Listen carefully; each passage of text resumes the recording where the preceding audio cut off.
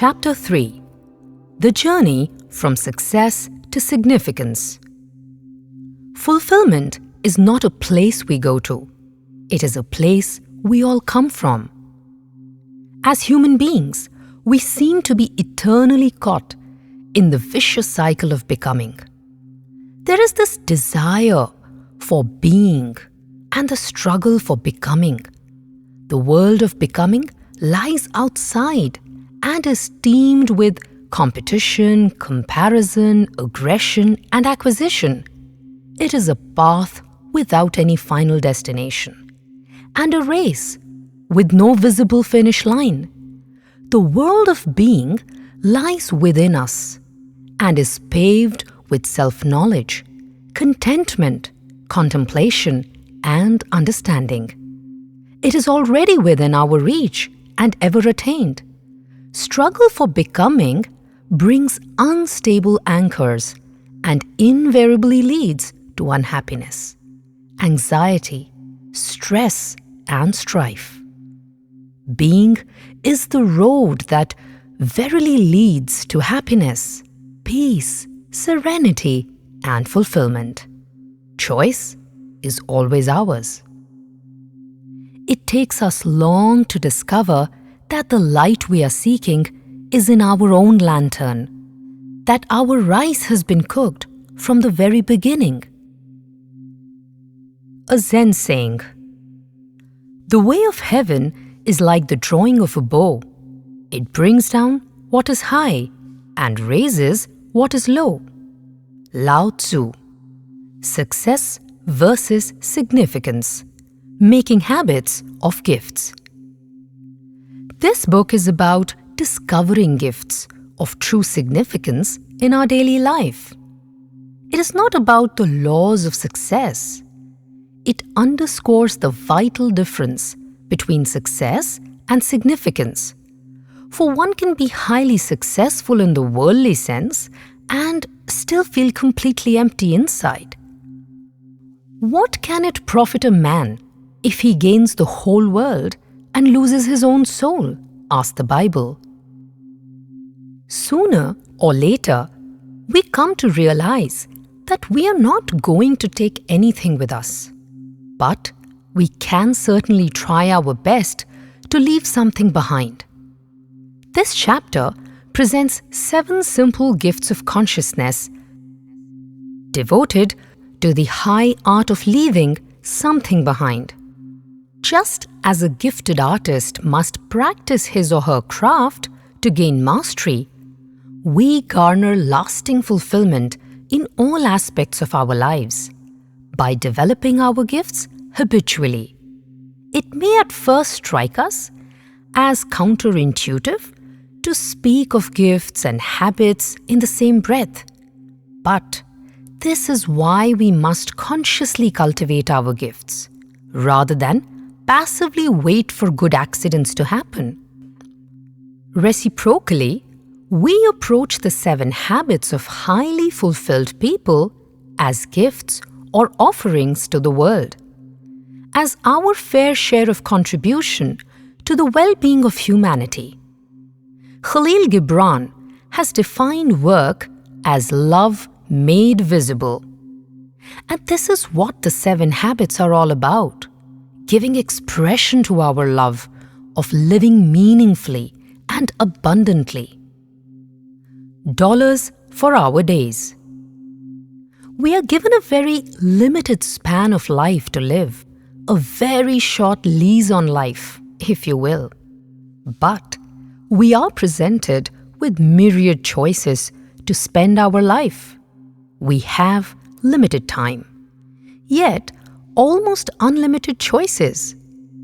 Given these constraints or opportunities, a wise person wonders how best to utilize the limited time to redeem one's life. We want to know one best thing to aspire for in life. Consider the following exercise that underscores the urgency and calls for a serious reassessment of what matters most in life. By universal acclaim, we all seem to pursue happiness in some shape or form. However, an impartial survey of human condition makes evident the unfortunate conclusion that happiness is a rare commodity to come by. As English novelist Thomas Hardy observed, happiness is but a mere episode in the general drama of pain. Observing life as it is commonly lived, the Buddha came to a similar conclusion. An exercise in urgency. Dollars for our lives. What if someone were to give you $25,550? What would you do with it? How would you go about spending this gift? What if you find out those $25,550 is all you will get for the rest of your life? Will that be enough capital for your whole life? Why did we choose this number, $25,550? Is there any special significance to this number? A little math will explain the mystery. 25,550 equals 365 into 70. It will now become evident that the number actually represents the days of our lives. 365 days times 70 years, of as an average human lifespan. So, that's all we have got, more or less 25,550 days. 1/3 of this time, spent in sleep, will be gone forever, and no one can do anything to recover it. Part of these 25,550 days is spent running around in diapers, learning how to count 25,550. Accordingly, very little time is left to do what really matters in life. Why so? Everyone wants to be happy, and yet, when we look around, we see more unhappiness, regardless of circumstance of birth and place. Perhaps we are looking for happiness in the wrong places, or in a wrong manner, or both. Perhaps we are too keen on chasing our own happiness around external haunts such as success, fame, power, or material goods. Perhaps we need to recalibrate our search for success and happiness. This book is not about success as it is popularly understood. It is about living a life of real significance, a life infused with understanding, meaning, purpose, and fulfillment. Too often, amidst the unbridled pursuit of success, we forget the real purpose of our life.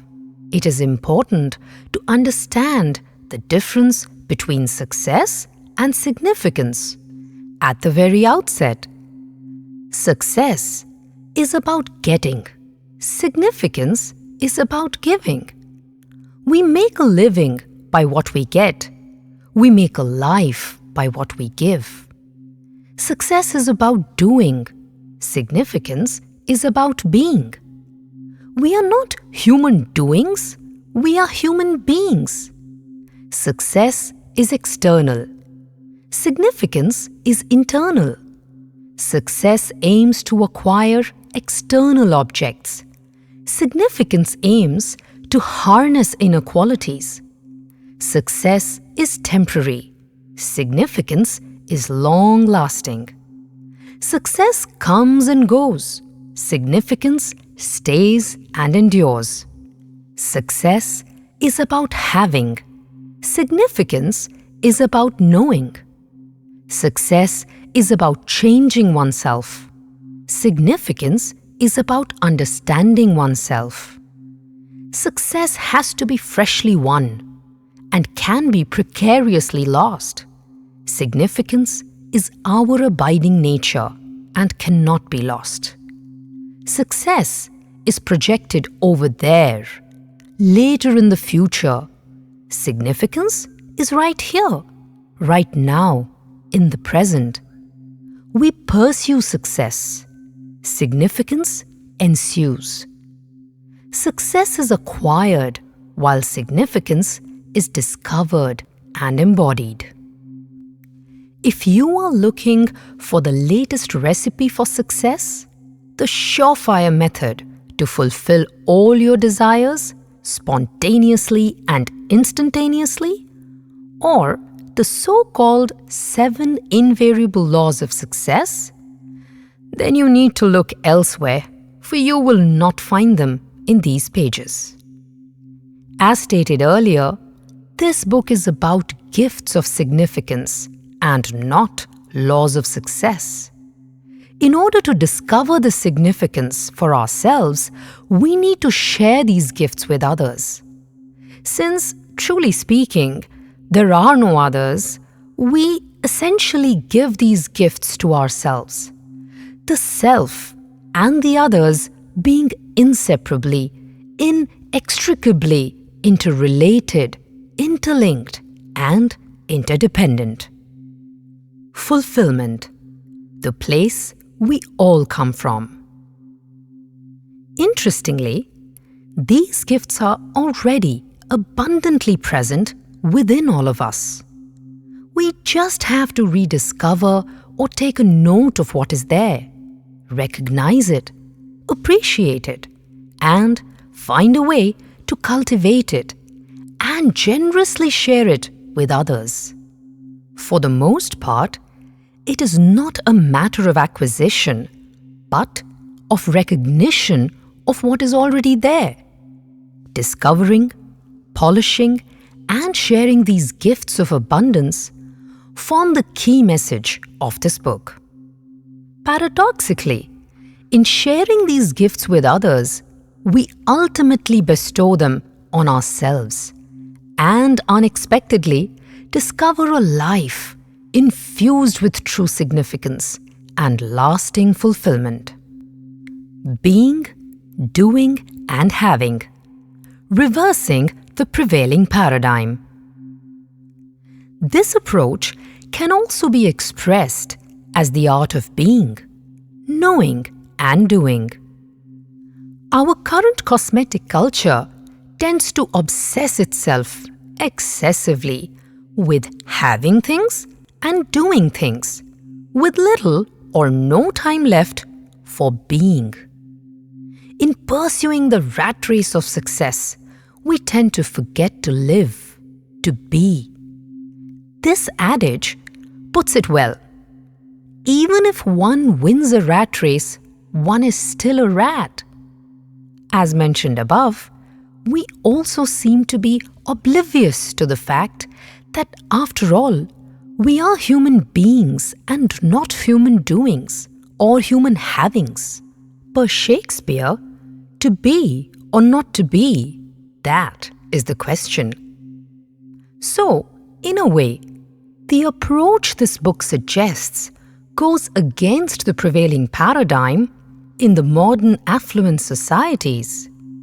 It is almost a reversal of the current mode of having, doing, being, by moving toward the being, doing, having mode. We start with the primal question, what would we want to be? We then proceed to the next logical step, what we need to do to be what we want to be. Then, finally, we can wisely decide what we need to have to live a life infused with meaning and purpose. To be, to know, and to do. This is one good recipe to prepare the supreme meal of life. Mindful moments, victorious. The dictionary defines fulfillment as a feeling of satisfaction at having achieved your desires. I firmly believe that any man's finest hour, the greatest fulfillment of all, that he holds dear, is that moment when he has worked his heart out in a good cause and lies exhausted on the field of battle, victorious. Vince Lombardi. financial success is essential. And yet, a certain amount of financial success is perhaps necessary to provide for the basic fundamentals of life. Even Aristotle, a student of Plato and the teacher of Alexander the Great, counted wealth to be among the essential ingredients of happiness, along with health, friendship, and good luck. However, he regarded these as external goods. Time and money, said Lao Tzu, to have enough is a blessing. To have more than enough interferes with our inner growth. Pitfalls of the I-making business. The Buddha, the unfailing master meta-psychologist, pointed out that life, as commonly lived, involves suffering. He declared that the root cause of all unhappiness and suffering, or dukkha, is the selfish desire or craving, tanha. Huxley, a lifetime student of the perennial philosophy called egoism, the fundamental human disability. The most important technique to learn in life, according to Huxley, is the art of obtaining freedom from the fundamental human disability of egoism. Most wisdom traditions of the world are solely concerned with the art of obtaining freedom from this fundamental cognitive error of egoism. In one of those endless meetings that many academicians like to busy themselves with, my mind tuned out, and I found myself scribbling down the following on a piece of paper. Our separate self, as we know it, just does not really exist. Life force uses the thought process to construct a false sense of identity, a kind of separate self. It is life's way of preserving and propagating itself. This separate self, I or ego, has definite practical value. It helps us to function usefully in society. This I-making business is nature's way of preventing all of us from colliding with each other, so to speak. Carl Sagan once said that time is nature's way of preventing everything from happening all at the same time. But this comes at a very high price, almost always. We overcompensate in this realm of I-making, and this inevitably breeds undue attachment, clinging and self-centeredness, and host of other negative emotions, such as over-competitiveness, jealousy, hatred, aggression, anger, greed, and a million other forms of violence. These negative forms then get aggregated, writ large, at the macro level in the form of terrorism, crime, and war. Although society has tried rather unsuccessfully to domesticate this inveterate human tendency of I-making via mores, morals, and mesihas, an impartial survey of the human condition over the last 6,000 years shows us that we have failed miserably at weeding out this churlish trait. There comes a time in our lives when we no longer can live just for ourselves. Our kith and kin need us, as do our true friends, our community, and people across the globe, to add meaning to their lives, to lend them a helping hand and give them hope in a world that is full of existential angst. I remembered seeing a sign at the entrance of a meditation hall: "Be more kind than necessary to people around you, for everyone is fighting some battle." I'm convinced that it is possible to live a life completely free of self-centeredness, aggression, and over-competitiveness. I find my life to be a work in progress in this direction, an ongoing journey of self-effacement. However, I must say that I have not always succeeded in this effort. As I grow older, I seem to catch myself more frequently embarking on ego trips. However, I also do not forget that I may be deluding myself. Such are the ways of the master magician, our skin-encapsulated ego, the socially induced hallucination of our separate self. Many wiser souls, somewhat jaded with cynicism, however, have pointed out that there is no humility, only different shades of pride. As I mused over these thoughts in that endless meeting, I recalled a story about a rabbi who was on his deathbed and had only few more minutes to live. His students were gathered around his bed and to pay regards.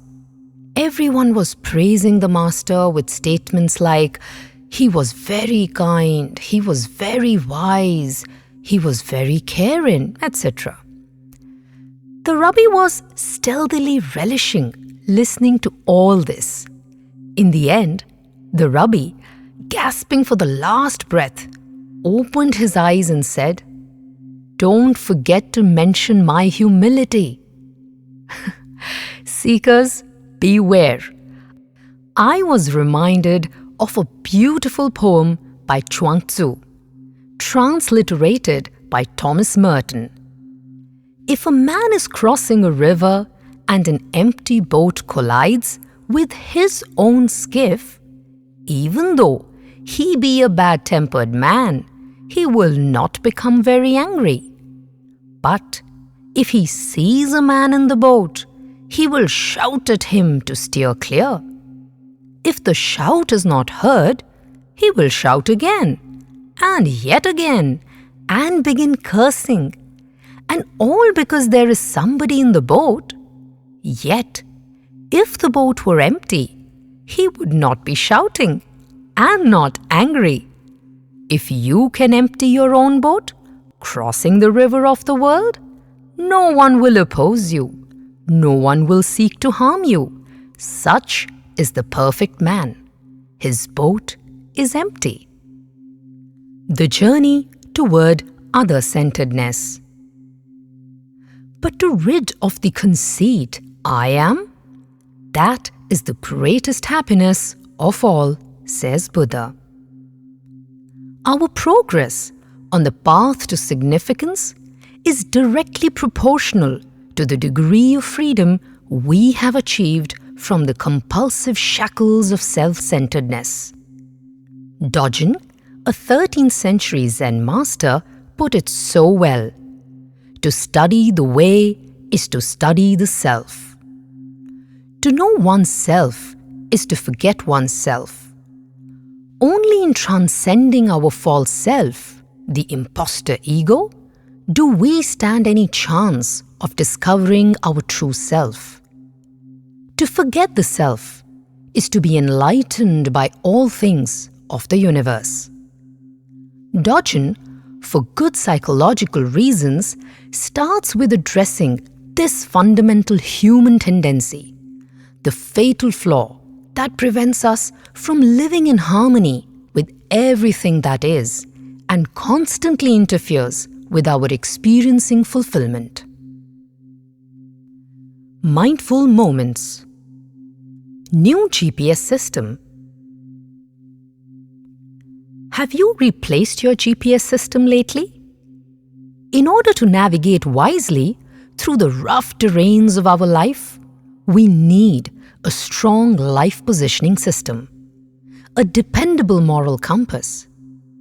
While in the old GPS system, greed, power, and selfishness reign supreme, the new GPS aspires generosity, passion, and service. Using our life's passions gratefully and generously in the service of humanity is what fulfillment is all about. 7 Habits of Highly Fulfilled People. An overview. So, what are these gifts or habits of mind of highly fulfilled people? Let's take a brief look at them. First, the gift of pure motivation. Second, the gift of gratitude. Third, the gift of generosity. Fourth, the gift of harmlessness. Fifth, the gift of selfless service. Sixth, the gift of total acceptance. Seventh, the gift of presence. Figure 1 presents the interrelationship between the 7 gifts of fulfillment. Number 1. Gift of pure motivation. The journey for fulfillment begins with the pure motivation. All conscious behavior has an expressed or unexpressed motive. We do things in order to accomplish certain goals. The gift of pure motivation requires that, before every action, we should mentally check our motivation for the action. Pure motivation signifies that, whatever we do, our every action should be motivated by our desire to help, to benefit others, without expecting anything in return. In other words, our intention to help others should be inspired by the pure motivation of just helping others.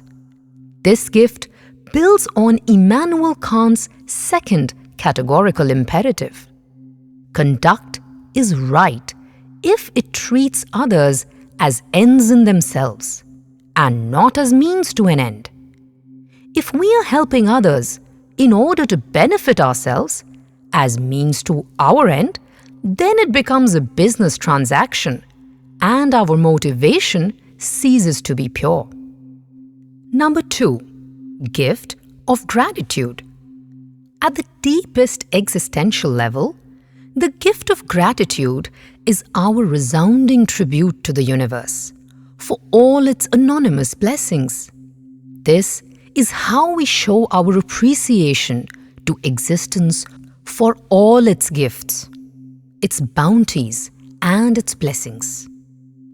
These simple yet profound gifts include the gift of being alive, the marvel of our sensory apparatus, the miracle of the incoming and outgoing breath, the wonder of the blood circulating in our veins, the refreshing joy of a good night's sleep, the amazing gift of beauty of a sunset, a rainbow, and the majestic ocean with its ever-surging waves, the beguiling beauty of a Beethoven symphony or a Bach fugue or a Mozart concerto, and so forth. By appreciating these gifts through gratitude, we also open our hearts to receive more that is still to come our way. Number 3. The gift of generosity flows directly from the gift of gratitude. Through this gift, we share our bounties and blessings with others as a direct expression of our gratitude toward them, as well as toward the universe. Churchill is reported to have said, "We make a living by what we get, but we make a life by what we give." Ever wonder why it is so fulfilling to share our gifts with others and to help others? Recent studies show practicing generosity is, in fact, good for us. When we act generously towards someone, it leads to deep, lasting fulfillment in an unexpected way. There is nothing mysterious about it. It is a common experience of everyone. But we have to check our motivation here. Is it pure? Or are we masking an ulterior motive with the guise of generosity? Number 4. Gift of harmlessness. The gift of harmlessness represents the perfect embodiment of the golden rule and can serve as a sound foundation to any ethical and spiritual practice. The gift of harmlessness is born out of our understanding of the previous 2 gifts, the gift of pure motivation and gift of gratitude. When all of our actions are inspired by pure motivation and we are mindful of our great gratitude for everything and for everyone, we gently come upon the gift of relating to all existence in a harmless way. At its very bare minimum, this gift means not causing any physical harm to anything that exists. The gift of harmlessness, however, goes much deeper than non-harming just in the physical sense. In its deeper meaning, it represents honoring and celebrating the preciousness of life and signifies non-harming by thought, word, and deed. Number 5. Gift of selfless service. The gift of selfless service is also a natural flowering of the previous gifts. When one truly understands the gifts of gratitude and generosity, one naturally devotes oneself to finding joy in selfless service. The present world is plagued by undue self-centeredness and rampant devotion to pursuing narrow selfish ends, frequently at the cost of others. Until we move away from this extreme preoccupation with ourself, we will remain strangers to the deeper avenues of fulfillment. The urge to serve others is an innate need, vitally tied to our happiness. As Albert Schweitzer expressed so eloquently, "I don't know what your destiny will be, but one thing I know, the only ones among you who will be really happy are those who have sought and found how to serve." Number 6. Gift of total acceptance. The gift of total acceptance means accepting ourselves as we are and accepting others as they are.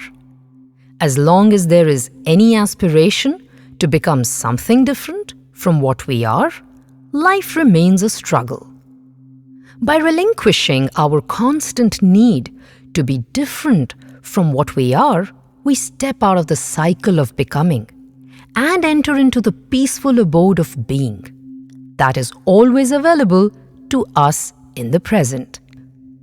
Yet, total acceptance means much more than resigning ourselves to life's inevitabilities, which can leave us trapped in a cocoon of resentment and blame, with no possibility of any real peace and happiness.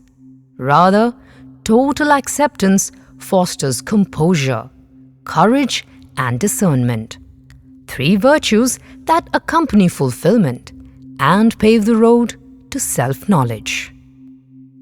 Number 7. Gift of presence. The best gift we have to offer our fellow human beings is the gift of our presence, our attentive listening, our empathy, our kindness and compassion.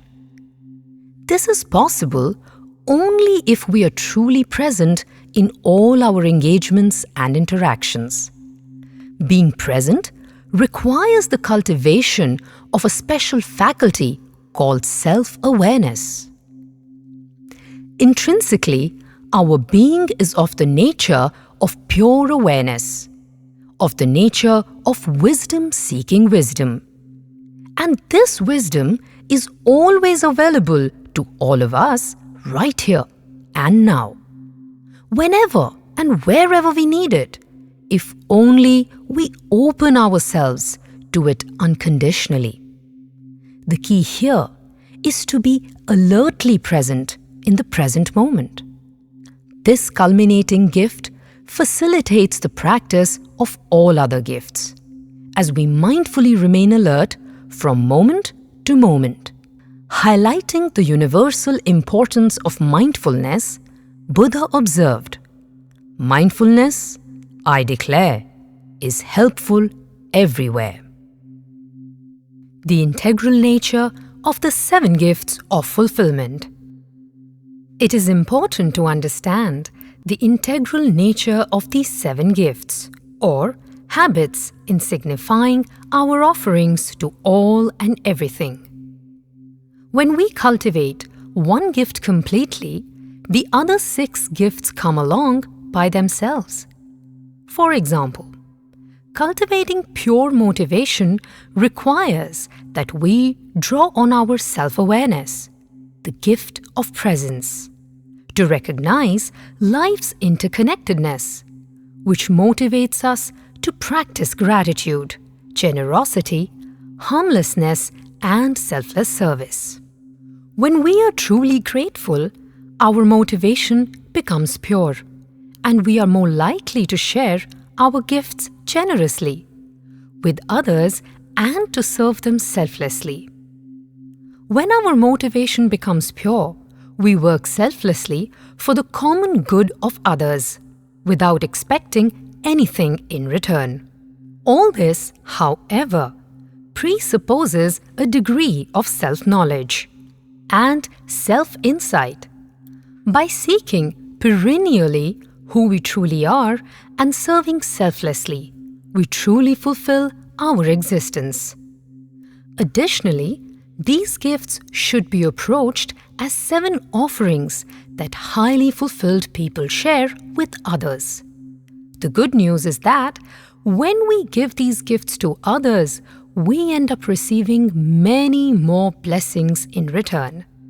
To quote Emerson, "It is one of the most beautiful compensations of life that no man can sincerely try to help another without helping himself."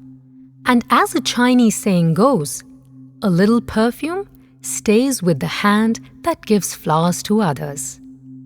When we wake up in the morning, we have a choice. We can either go back to sleep and keep dreaming our dreams, or we can get up and go about making our cherished dreams a reality. It all depends on our orientation. Gifts of fulfillment and the art of leadership. As leaders, we should try to approach our work as an offering. As stated earlier in this chapter, Gibran, the great Lebanese poet, defined work as love made visible. He explains, "Work is love made visible, and if you cannot work with love, but only with distaste, it is better that you should leave your work and sit at the gate of the temple and take alms of those who work with joy." By approaching our work as a gift of love, we make the art of leadership truly sacred. The Bhagavad Gita states that a wise person only acts for the purpose of bringing communities of people together, and is delightfully and constantly immersed in working toward the well-being of all beings. Sarva bhute hite rata. What a wonderful lesson in the art and science of leadership. When we lead with a desire to bring people together and to ensure their well-being, we create a healthy work environment worthy of human habitation. In turn, we ensure harmony for others and fulfillment for ourselves. Mindful moments. Business of serving others first. When we carefully look at the word business, we notice that the U comes before the I. We also notice that the I is silent. This is a gentle hint that not only our own motive should be secondary to serving others, but it should also not be too loud. And if we do that, and if more and more businesses do that, surely we will be more successful in the long run. Business is like the game of tennis. In order to win, one has to be good at service. This is what is meant by doing well, by doing good. It all boils down to how one approaches one's daily work, from big projects to small matters. Maybe extraordinary things are meant for extraordinary people. That may be. However, what we all can aspire to is to do ordinary things with extraordinary love and care. Even the smallest act or gesture deserves due importance and holds great significance. We thus approach our work as something sacred and try to live our entire life this way. A leader's greatest gift is to help others connect to their inner greatness, to help others discover their authentic voice, and to help others be fulfilled. There comes a time when one starts focusing more on helping others achieve their goals rather than building one's own professional resume. Jack Welch, former CEO of GE, is reported to have said that before you become a leader, your focus should be on developing yourself. After you become a leader, your focus should be on developing others. After all, success is doing what one loves to do, to the best of one's ability. It is about having just enough time and money to savor the beautiful gift called life. A person's success can be measured by how fulfilled he or she feels from moment to moment. One can be very successful in the worldly sense of the word and have all the wealth of the world and still feel impoverished, empty inside. It is an inner thing. Our experience will show that to seek wisdom and to serve others makes us truly happy. To seek fulfillment and inner joy by helping others is the key here. Nothing makes us happier than the feeling that we have been able to contribute to others' happiness. Our leadership style is an expression of who we are. Leadership has been rightly defined as a journey into one's soul. So, one has to start very near, that is, to one's own self, to go very far in leading others. No wonder Confucius, the Chinese sage, believed that in order to become a great leader, we have to be a good person first.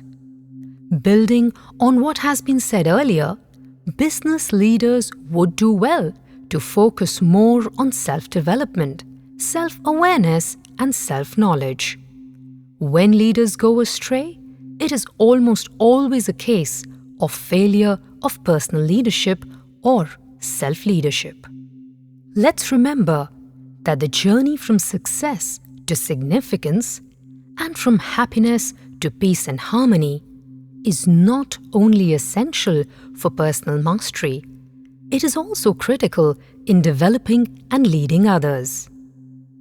Concluding remarks. True happiness can never be pursued by a slavish devotion to one's selfish goals and wants. It is an inner thing that only comes when we have touched something deeper, something more profound within ourselves and within others. Abiding happiness can only ensue when we selflessly devote ourselves to a cause greater than ourselves, a cause that outlives us and outlasts us.